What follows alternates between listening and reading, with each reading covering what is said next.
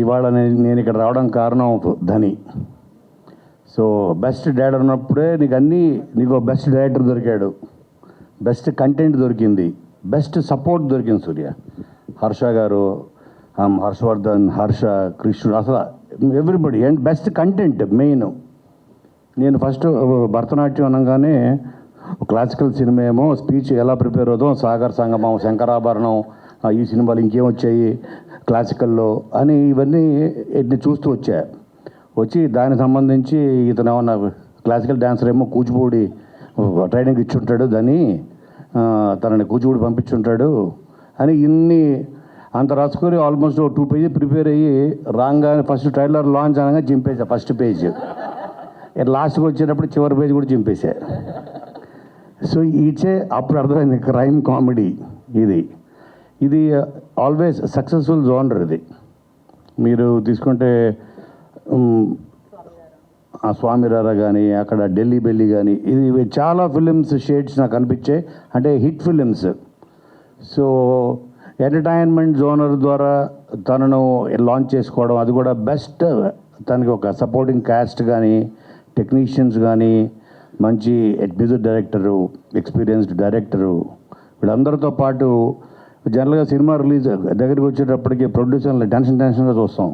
అటువంటిది పాయల్ గారు స్మైలింగ్, ఆవిడ ఎట్లా ఉన్నారు, మరి ఆవిడకి బ్లాక్ మనీ ఎక్కడి నుంచి వస్తుంది? సో అది అడగాలి, హితేష్ గారిని అడగాలి. సో ఆవిడ వచ్చినప్పటి నుంచి ఫోటోలు తీసుకోవడంలో బిజీగా ఉన్నారు అందరితోటి. ఇదేంటి అసలు, ఇది సినిమా ఉంది 5th నాడు, దీనికి ఎట్లా రికవరీ, దీనికి అసలు ఆవిడ టెన్షనే లేదు. మేబీ ఆ కంటెంట్ ఇచ్చిన బలం ఆవిడకి. సో పాయల్ గారు, మీకు కూడా బెస్ట్ డెబ్యూ. సో మీరు దీంతో ఇంకా మీరు చాలా సినిమాలు తీయాలి. అలాగే మహేంద్ర కూడా ఇది ఒక మైల్ స్టోన్ ఫిల్మ్ అవ్వాలి అని నేను మనస్ఫూర్తిగా కోరుకుంటున్నాను. ఎందుకంటే సినిమాని నమ్ముకున్న వాళ్ళకి అన్యాయం చేయదు.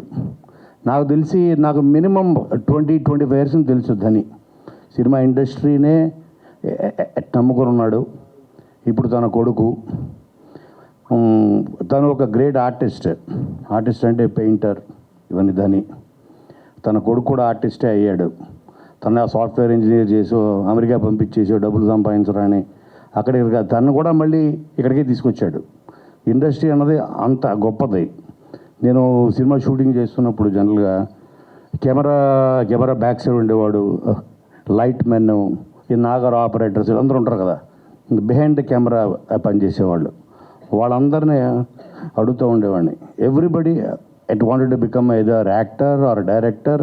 ఆ ప్యాషన్తో వాళ్ళు వచ్చి సక్సెస్ అయినా అవ్వకపోయినా వాళ్ళు ఇక్కడే ఉంటారు. ఏదో పని వాళ్ళకి దొరికిన పని చేస్తూ వాళ్ళకి నచ్చిన ప్రపంచంలో వాళ్ళు బతకడానికి ఇష్టపడతారు. బయటికి వెళ్తే వాళ్ళకి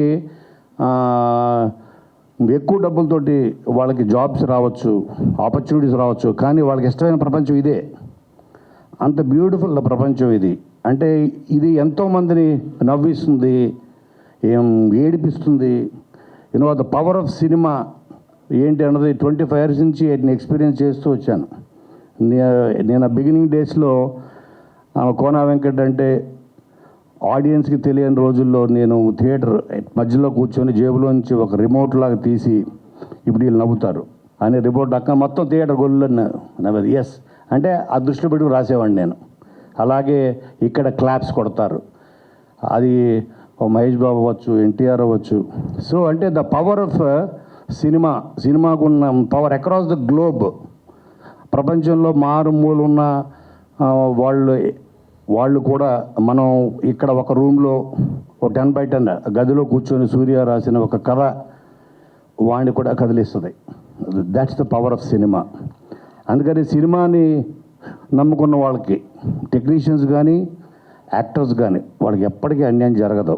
అలాగే ధనికి అండ్ తన కొడుక్కి ఏంటి సినిమా ద్వారా పరిచయం అవుతున్న పాయల్ గారికి, అలాగే మీనాక్షి, తనకి, అందరికీ ఈ సినిమా మీకు డెఫినెట్గా 100కి 100% మీకు న్యాయం చేయాలని మనస్ఫూర్తిగా కోరుకుంటున్నాను. Thank you.